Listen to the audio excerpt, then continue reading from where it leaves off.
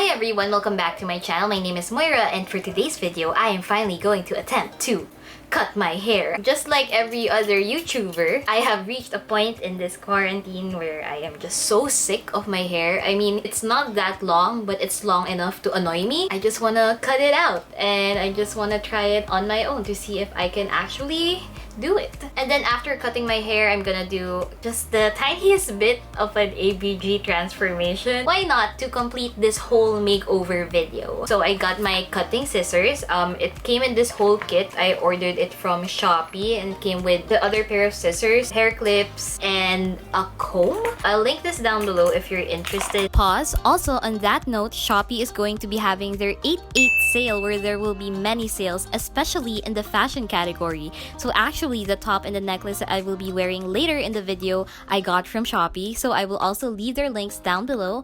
Plus, I have a special discount code for you guys, so if you want to go shopping at Shopee, you can use my code 88SHPXMoira to get 100 pesos off at 400 peso minimum spend. I will leave the other terms and conditions down below. And now, back to the video. I'll insert a picture here of what my peg is. So basically, either Lucy Hale or Jane the Virgin style of hair. I really like that hairstyle. I like curling my hair, diba? And kapag kasi ganito kahaba, medyo nahihirapan ako and hindi siya kulot talaga. So kapag maikli, it's nice. So anyways, without further ado, let's just jump right into the video. Woo! So I actually watched the YouTube video of Brad Mondo. I'll link it down below on his guide on cutting your own hair. I'm just gonna attempt to follow it and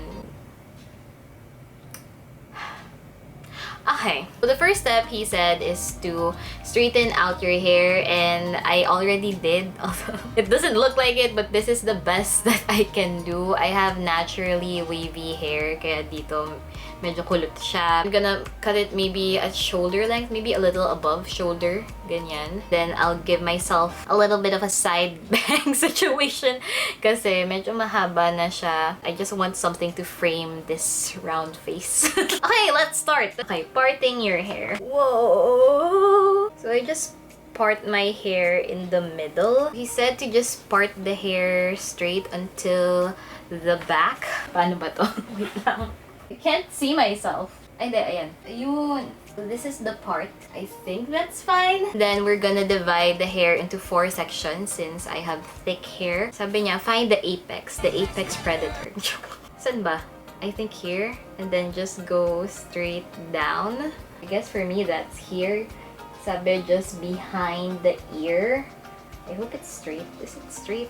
Paano ko makikita? Then I'll just put a clip over it first. And do the same on the other side. And now I have some elastics, and I'm just gonna tie my hair to the length that I want. You can do this, Moira. You can do this. So I tied it a little higher, and then bababa ko na lang siya. Thumbnail! Is it straight? Can someone confirm? Oh my god. It looks weird. I have now fixed them all off camera. I think they're straight. I don't know, but if this goes bad, no one will even see me, so doesn't matter. Now all there's left to do is cut. And he said to hold it this way and then just cut upwards. Let's go. First cut. Ah! Wait, I can't cut using this scissors. Okay, turns out I was using the wrong hand, and dapat sa right. Mas sharp siya for some reason. Just gonna go. Am I cutting? I think I am. Oh my god. Oh my god. Mahaba pa siya eh. I want it like here talaga. So maybe I should just... No, Moira, don't do that. Oh my god, di ko na kung paano ko gugupitin yung sa likod. Here goes nothing. I have a feeling I should have went with 6 hair ties because this is just too thick. This is taking longer than I thought, and it's a lot harder. Dapat nagdasal ako bago ko ginawa to kasi. Maybe while I'm cutting my hair, let's talk about Taylor Swift and her new album. Can we just all agree that Taylor Swift, obviously her album is so good. I really like Betty and yung Illicit Affairs. So good. Sakit na ng mata ko. Naantok na ako. Okay, I have now cut them and I think it's time to see what I've done. Okay, let's go. 1, 2, 3. Ah! Oops. Uh-oh. Shucks, mukhang mas mahaba yung harap. Not that bad, pero hindi siya sobrang pantay. But I think kaya naman siyang ayusin. But I like the length. Oh my god. Okay, I'll just trim a little bit more as if I haven't done enough damage to my hair. Okay, I cleaned it up a little bit and I think it looks better. It's not perfect. It's not perfect as in, but it's good enough for me. Now let's proceed to the bangs. Actually, not really bangs. Parang side swept bangs on both sides. Parang ganito. Very iklian ko lang. So I like having something shorter here. Parang kapag nagkukulot ako, nafe-frame niya yung face ko ng ganon. So in the video, he said use a hair razor. I don't know, but the closest thing I have is an eyebrow razor. Eyebrow is basically hair, so try ko nga. Oh, it's working! Oh my god. Okay. This is real. Sabi niya to cut slantly. Sobrang mas madali nga to. Wow, that worked. Ang galing. Ayan, it works, kinda. Nakakainis lang dito, tinan mo, mas straight tong bangs ko na to. Ito, kumukulot talaga siya naturally. So, parang, I don't know if this turned out great or not, but I'm fine with it. It's not a big deal. As if naman makakabalik tayo sa normal anytime soon. So anyway, see you tomorrow. Look at what a mess we made! Yay. Hi everyone, we are back. It's the next day and I already washed my hair and all. So I'm gonna do the ABG transformation now. So I already did my nails a few days ago and now we're gonna go clean out my eyebrows because may mga excess pa. I have my eyebrow razor. I already cleaned this from last night. Medyo hihilahin ko lang siya ng onte para yung mga excess lang talaga yung makuha ko. I like to put a bit of aloe vera gel on it. And it's not perfect, as in may mga excess pa din. Okay na yan. Again, wala namang makakakita sa akin ngayong quarantine. Dust everything off.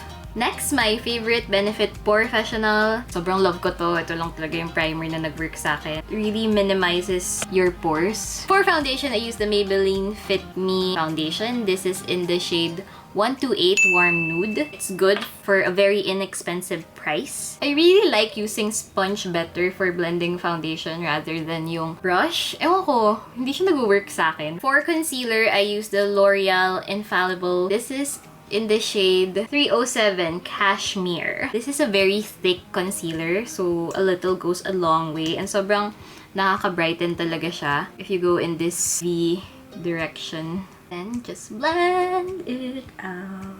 I wish I had anything interesting. Wala quarantine. Wala naman talagang masyadong nangyayari. Akala mo na nag-start tayo mag-lockdown, it's gonna be over in a few months. But nakakatakot, parang mag-extend ba to hanggang next year?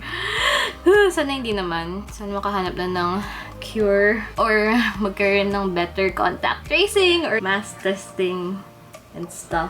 I have this contour stick from Maybelline and I only use this sometimes kapag gonna go to a party. Wow, pumaparty ka? Birthday party. Well, one thing I have been doing a lot in this quarantine is watching Netflix or Disney Plus. A show from Netflix that I really liked is The Babysitters Club.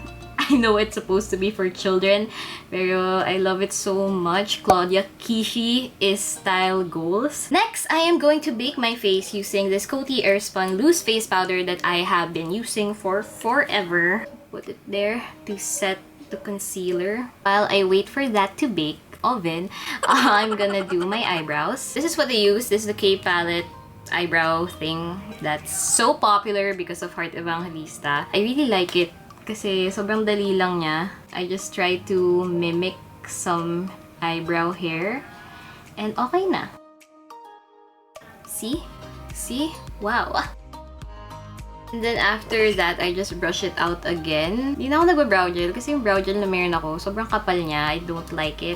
I wanna buy a clear brow gel but I don't know which brand is good. So, comment down below kung may marirecommend kayo. After that, we're gonna dust all the powder off because I'm okay with it. We're gonna move on to the eyes. I'm not gonna do anything too crazy. I'm gonna use this palette. This is Pixi plus Heart Defensor.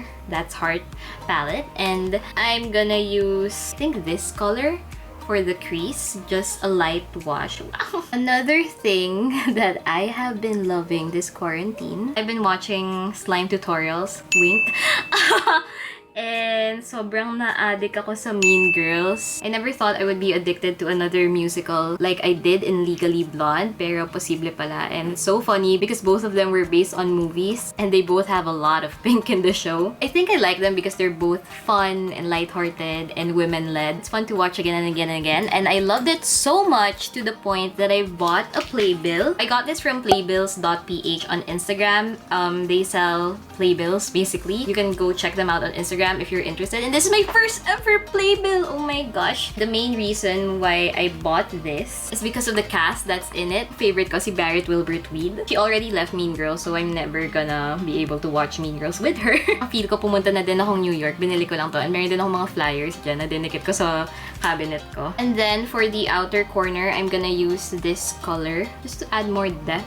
And that's mostly all I'm gonna do with the eyes. And then I'm gonna use this same dark eyeshadow on my lower lash line. Then I'm gonna do a wing liner. I'm using the Kat Von D tattoo liner. One more thing I'm gonna do is I'm gonna try dito na lagyan din to ng liquid liner. Something na napansin ko na ginagawa ni Nadine Lustre. So I tried it nung New Year and I actually liked it. So I'm gonna try if I could do it again. Another thing I like doing is putting black eyeliner on the upper waterline because it makes your lashes look thicker. Before I move on to the next step, I'm gonna use CoverGirl Cooling Setting Mist. We're halfway there, you know.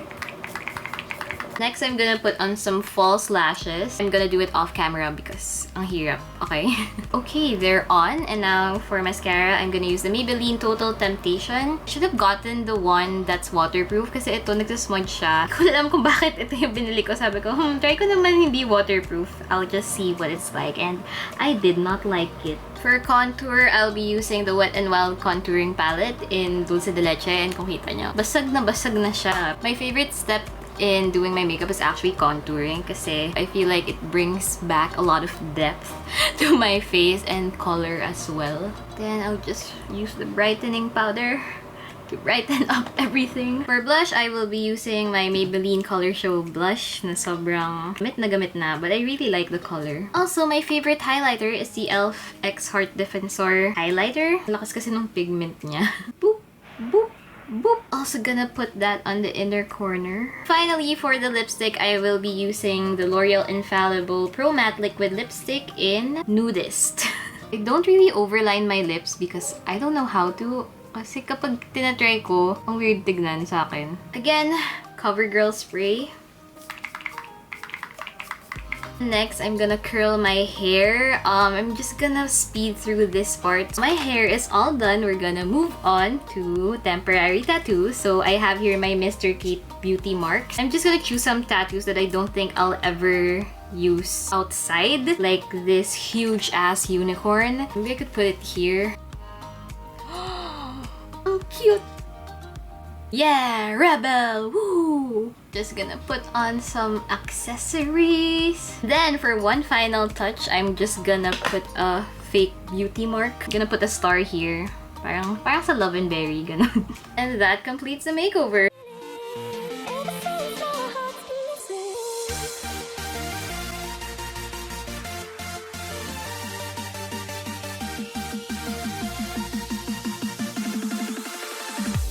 But guys, that is it for this video. I hope you liked this little quarantine makeover. Anyways, if you like this video, please give it a thumbs up and don't forget to hit subscribe, and also don't forget to click on the notification bell so you're updated whenever I post a new video. Comment down below what video you want to see next, and I will see you all next time. Bye!